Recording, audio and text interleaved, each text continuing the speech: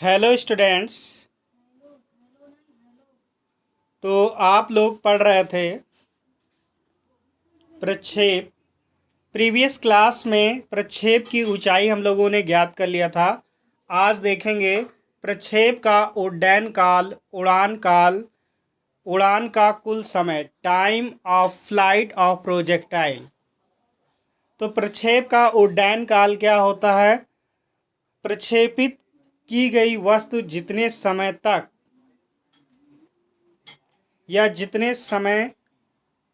समय उसको पृथ्वी पर पहुंचने में वापस लगता है, वह कुल समय अंतराल उड्डयन काल कहलाता है। क्या है? प्रक्षेप को जिस स्थान से फेंका जाता है, पुनः उसी समतल तक आने में लगा कुल समय, जिस समतल से फेंका जाता है उसी समतल तक आने में लगा कुल समय उड़ान का कुल समय कहलाता है, अर्थात उड्डयन काल कहलाता है। उड्डयन काल इक्वल्स टू, तो देखिए टी समय ऊपर जाने में और टी समय नीचे आने में, तो टोटल टाइम कितना हो गया? 2t1। T equals to 2t1। ये आप डायग्राम से देख सकते हैं, डायग्राम में है।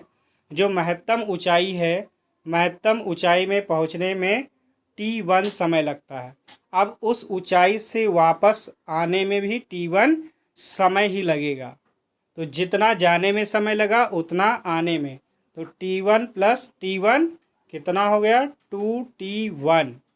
यानी कि उड्डयन काल की value t equals to 2t1। अब समीकरण 8 आपने कल की क्लास में देखा था। ये था प्रीवियस क्लास में t1 की value, t1 equals to u sine theta upon g, ये आपने पढ़ा था। अब ये वैल्यू वहाँ पर रखने पर, तो t1 की वैल्यू आप रख देंगे। तो समीकरण 8 से t1 का मान रखने पर, तो t1 की वैल्यू इतनी थी u sine theta by g. तो क्या है? 2t इक्वल्स टू 2 तो लिख लिया, और t1 की value u sine theta by g. तो आपका उड्डयन काल आ गया t equals to 2u sine theta by g. अब नेक्स्ट टॉपिक है आपका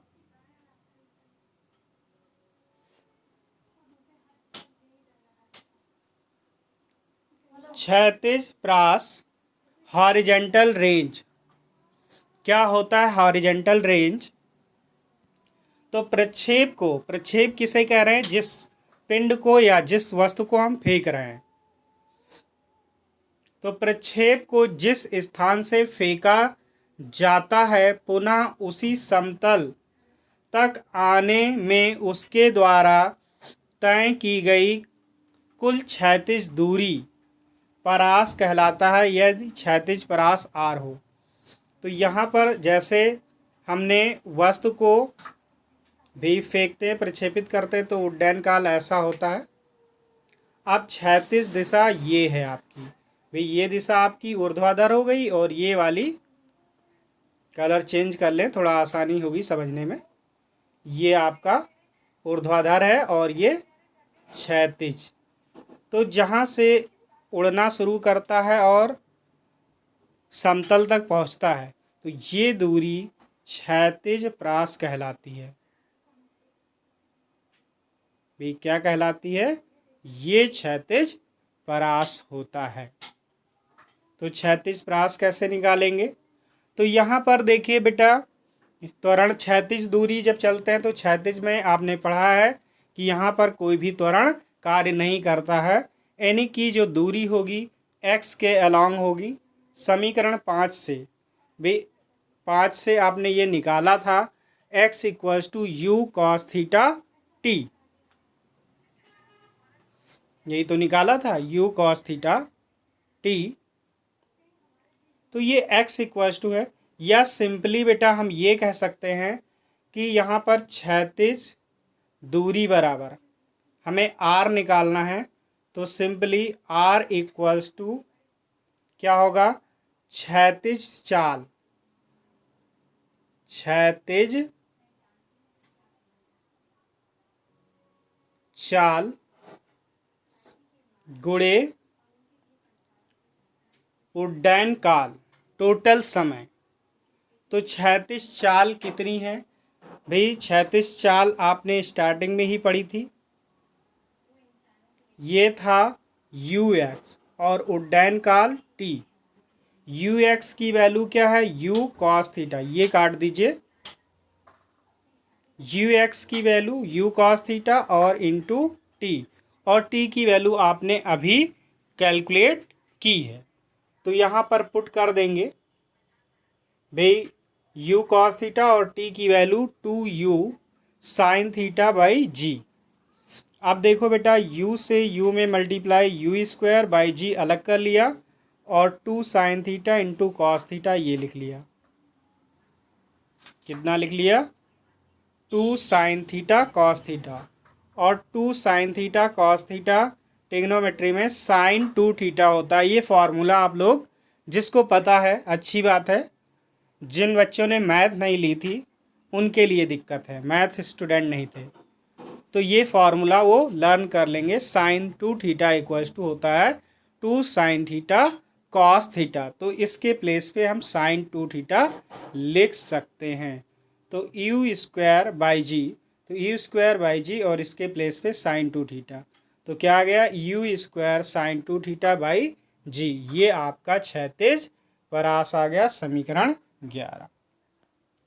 अब बेटा अधिकतम परास, तो अधिकतम परास मैक्सिमम हॉरिजेंटल वैल्यू, तो साइन की अधिकतम वैल्यू बेटा 0 से स्टार्ट होती है और 1, तो अधिकतम वैल्यू 1 होती है, तो साइन 2 थीटा की वैल्यू हम 1 ले सकते हैं।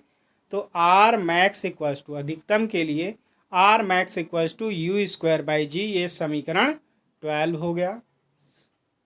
तो यहाँ से देखो बेटा, साइन 2 थीटा इक्वल्स टू 1, और 1 किसकी वैल्यू होती है? साइन 90 की, यानी कि कंपेयर करेंगे तो 2 थीटा इक्वल्स टू 90, यानी कि थीटा इधर से 2 से डिवाइड हो जाएगा तो ये 45 आ जाएगा, यानी कि आपका थीटा इक्वल्स टू 45, यानी कि अधिकतम दूरी कब होगी? जब हम किसी वस्तु को 45 डिग्री पर प्रक्षेपित करें, या प्रक्षेपण कोण जो है, प्रक्षेप कोण कितना होना चाहिए?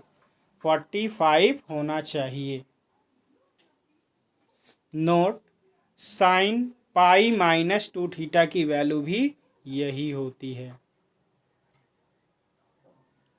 यानी कि प्रक्षेप कोण थीटा या theta dash pi by 2 minus theta के लिए क्षैतिज परास समान होना चाहिए।